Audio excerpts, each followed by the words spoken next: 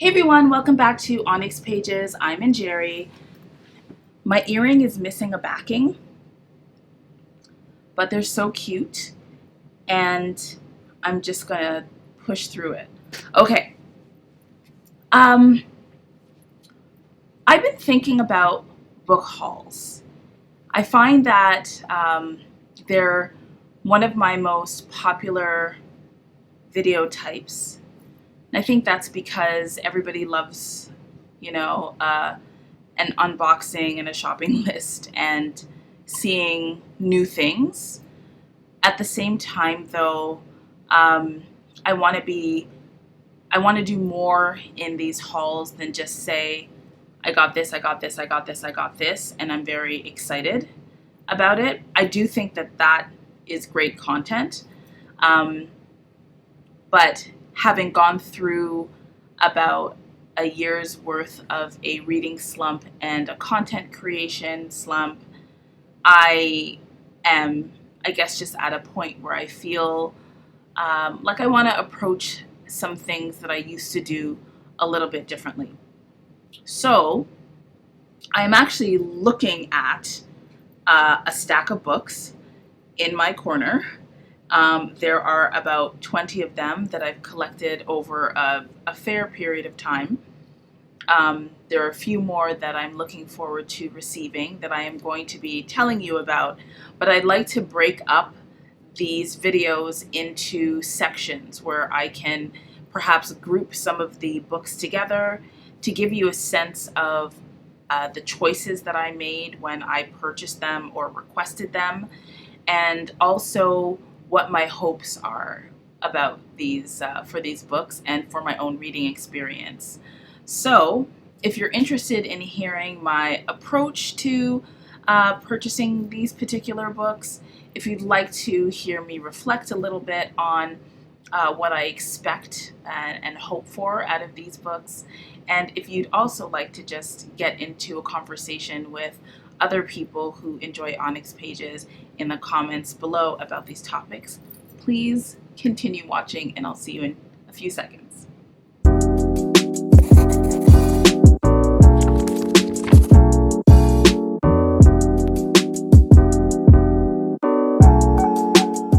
Thanks for staying. Hello. So we're going to be doing this book haul a little bit differently, and let me know if you like the format. So today I'm going to be talking about two books that I have. See, the earring, it fell. Let's count how many times this is going to fall in the video. Could I get a backing to keep it in? I could. Will I? I will not. So I'm going to be talking about two books today. These books are, they were written by African writers from the continent, I'm pretty sure. If I'm wrong, I will correct that. And I picked them up because when I was in the stores, I kind of felt like they represented something that I hadn't read either before or recently, and I felt compelled to be in the world. Now, I have forgotten what the premises are of each of these books because it's been some time since I got them. So you're gonna be surprised right along with me as I go through them. Okay, so there are two books. Okay, two books. The first book, because it matches the fit, is called Dazzling. Okay, you know what we're gonna do? We're just gonna live a one earring life. Okay. So this is called Dazzling, and the cover is dazzling for sure. Okay. And Dazzling is a novel by Chigozie Emelumadu. So Chigozie Emelumadu. Chigozie Emelumadu. And I'll read you a little bit about the author, okay? So Chigozie Emelumadu was born in Worksop, Nottinghamshire, and raised in Awka, Nigeria, a product of not one but two Nigerian boarding schools. She went on to attend Nnamdi Azikiwe University in Nigeria and the University of Newcastle upon Tyne. Her work has been shortlisted for the Shirley Jackson Award, a NAMO Award, and the Kane Prize for African Literature. And Dazzling, this book, won the inaugural Curtis Brown First Novel Prize for a Work in Progress. She lives in East Sussex, England, and the jacket design was by Jaya Maselli. The book was published by the Overlook Press, and the year of publication is 2023. Okay, so the first thing that I notice is that this writer, this is the first time I will have read a long form work by this particular writer. And the fact that she has won so many prizes and been shortlisted for so many things tells me that I am likely going to be in for quite a treat with this book. Yeah, I don't know if you noticed, but the cover has a feline on it of some sort. Okay, so here is the synopsis. It's blurbed as a vibrant, immersive read that takes the reader on a dizzying journey through Nigerian mythology. So right away, I'm curious because Nigerian mythology, I don't know that I've heard that term, Nigerian mythology, because there are lots of different cultures and religious practices within Nigeria. And so I'm curious about which mythology we're talking about. Let's find out. Treasure and her mother lost everything when Treasure's father died. Haggling for scraps in the market, Treasure meets a man who promises to change their fortunes, but his feet are hovering just a few inches above the ground. Okay, I now remember this. I remember reading that and saying, okay, I don't care what it says next. I want to know more about this, because if a man is floating in the market, there's a story that I need to hear. That was literally my thought process. He's a spirit, and he promises to bring Treasure's beloved father back to life if she'll do one terrible thing for him first. So we now have an exchange, which is not uncommon when you're dealing with mystical, magical entities, spirits and entities, that, if you want this thing, you've got to do this thing for me. And then once you do this thing for me, I'll do this thing for you. So the question is this a trick? Who's this spirit, this person floating? What does Treasure have to do in exchange? Her name is actually Treasure. What does that get us to think about? I don't know. Okay, and is she gonna do the thing? I don't know. So Ozoimena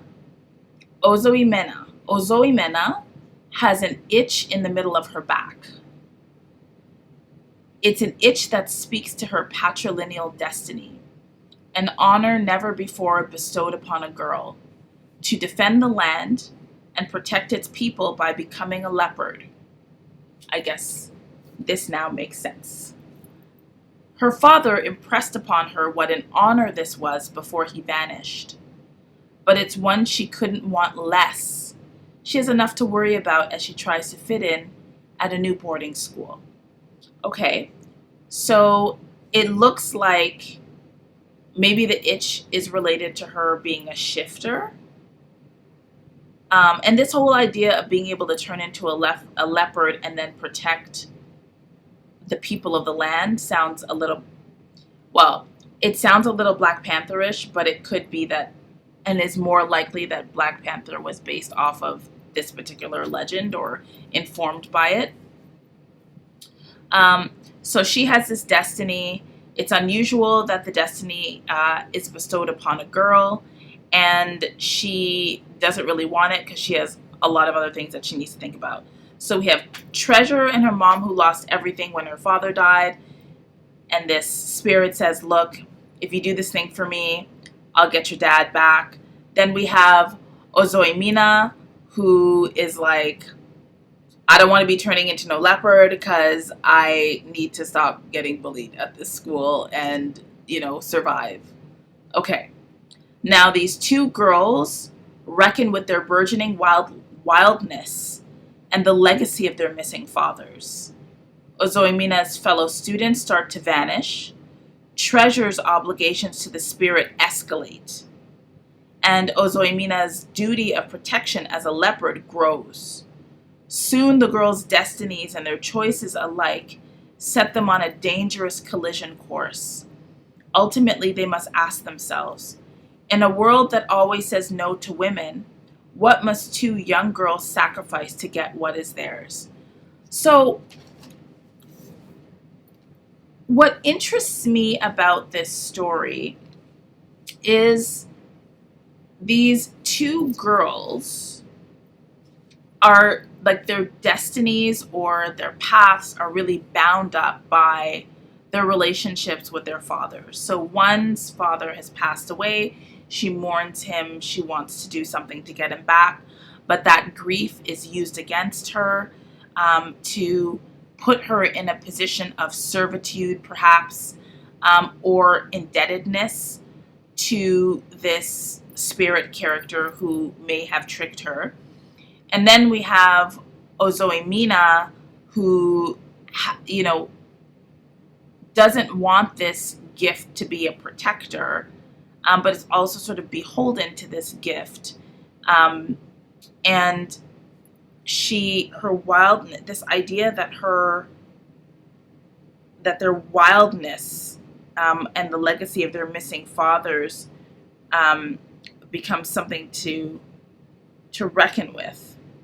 I think that's interesting. And also, what does it mean for Ozoemina's legacy as a leopard protector, that growing, like her obligations growing? So we have these two girls who are tethered to something very patriarchal. What are they going to do when they collide? So the fact that this is called Dazzling, I have no idea what dazzling means in this story. I'll let you look at that. Hopefully it is focusing on the beautiful cover. And it is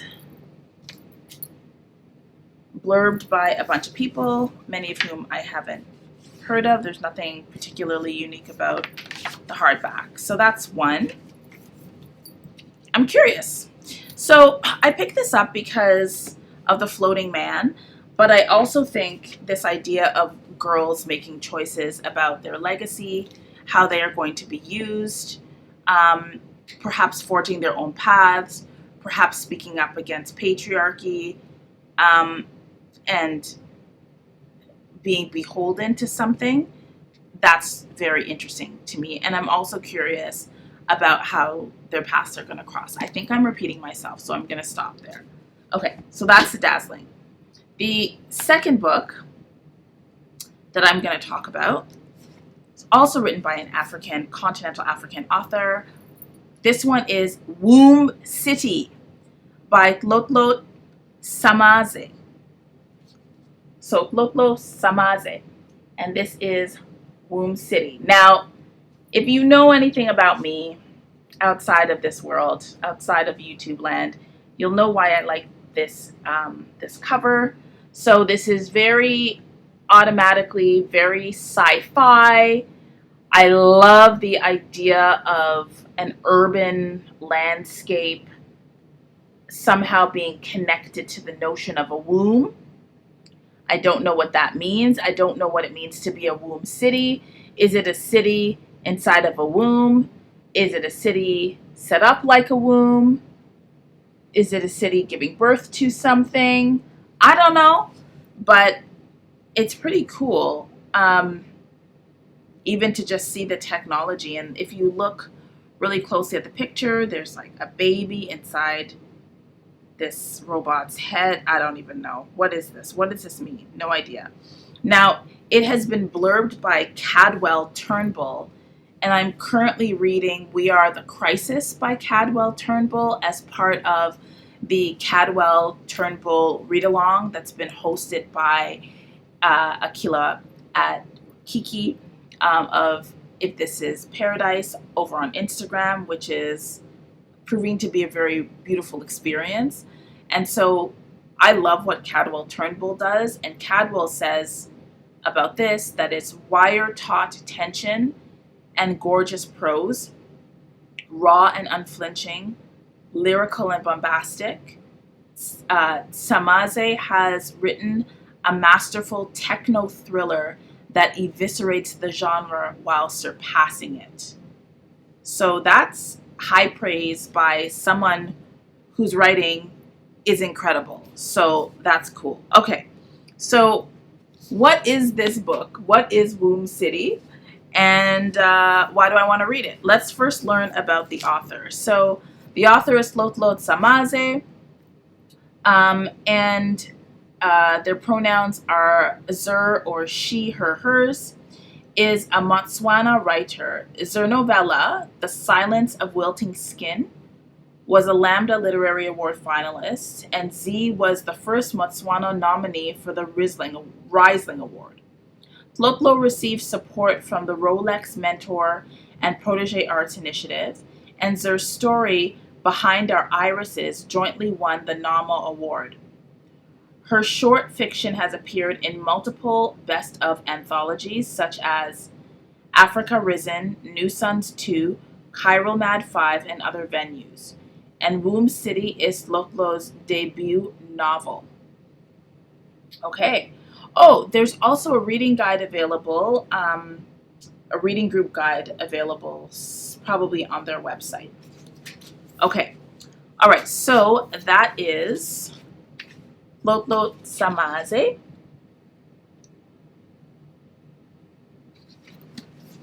Okay. So let's read the synopsis. I hope I plugged in the mic. An adrenaline-packed, cyberpunk, body-hopping, African futurist, ghost story exploring motherhood, memory, and a woman's right to her own body. Okay, let's pause there. First of all, this book is already going to be doing a lot. I'm surprised by the ghosts. Like, motherhood, a woman's right to her own body, you can kind of tell that from the cover, Womb City. But ghosts, an African ghost story. I don't read a lot of ghost stories. So this is really interesting to me already. Okay. Neela seems to have it all. Fame, wealth, and a long-awaited daughter growing in a government lab. Okay. But trapped in a loveless marriage and monitored by microchip, unfortunate, her perfect life is precarious. After an eerie car accident, Neela commits a desperate crime and buries the body, daring to hope that she can keep one last secret. Okay, so Neela's got a lot going on, a lot of tension and anxiety in her life that is perfect but far from. And now she does the unthinkable. She unfortunately kills someone and is trying to bury the body. So that's like really intense already. I guess that's the ghost. Who knows? Okay. Now the truth claws its way into Neela's life, probably literally, from the grave. As the ghost of her victim hunts down the people Neela holds dear, Neela must unravel the political conspiracy her victim was on the verge of exposing, or risk losing everyone. That's a lot. Okay? Now, I usually don't read, but I realize this, I don't read a lot of books about, like, somebody killing somebody else. Like, I'm not into murder mysteries. I'm not into like reading about fatalities and so on. It's just not something that I've gravitated towards. So this is interesting. I will be pushed out of a comfort zone. In this nail-biting debut, acclaimed short fiction writer Tlotlo Tsamaase brings searing intelligence and Botswana's cultural sensibility to the devastatingly timely question, how far must a woman go to bring the whole system crashing down? You know, questions we ask ourselves on a random Wednesday. Okay, so it looks like this story really accelerates. It seems like it's going to be a pretty thrilling and exciting read. I go back to what Cadwell Turnbull said, though, like wire-taut tension and gorgeous prose, raw and unflinching, lyrical and bombastic. So the idea that it's a techno thriller. So I don't know what to expect, but I feel like it's gonna feel like one episode of a very fast-paced, wild story. I think just reading this, I wonder how is the ghost going to fit into all of this, and even ghosts interacting with technology, like what's going to happen, and what this ghost, this victim was a whistleblower of what? Like, what's the conspiracy? Was she a part of it? Why does she have a microchip? How come her baby is being grown in a government lab? Why is she famous? Who is she? Like, there's so much. So, okay, that is Womb City by Tlotlo Tsamaase. Okay, so those are the two books I've talked about. We've got Dazzling by Chigozie and Melumadu, and we have Womb City by Tlotlo Tsamaase. These are two books written by continental African writers. Very, very different stories. So here's my question for you. Out of these two books, assuming that you would read both of them, because you should, they both sound very, very interesting, very African futurist, very Afro-surrealist. Which one would you read first yourself? Or which one would you suggest that I read first? Okay, so if your vote is Dazzling, then I would love for you to use emojis that are in the cover. So I'm talking something gold or yellow, something white, something orange, blue, purple or fuchsia or pink. So any of those colors, something that matches that.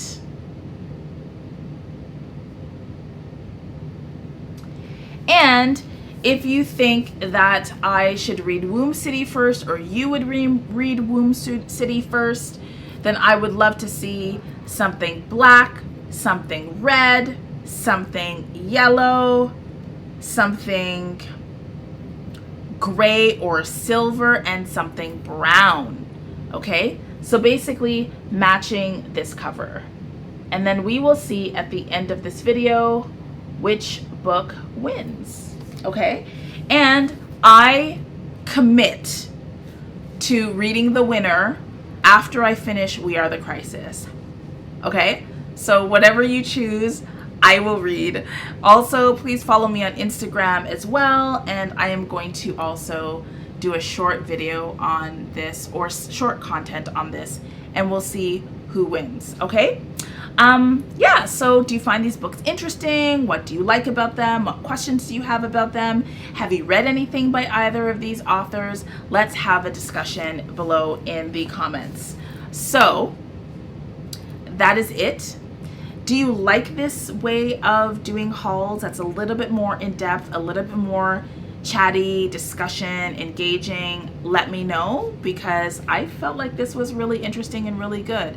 And it's also gotten me to kind of re-engage with the books, and not like only focus on my collection, but also focus on like my passion. Okay, so remember to read with purpose and reach out to me when you do. Okay, thanks very much for watching, and I will see you in my next video. Bye everyone.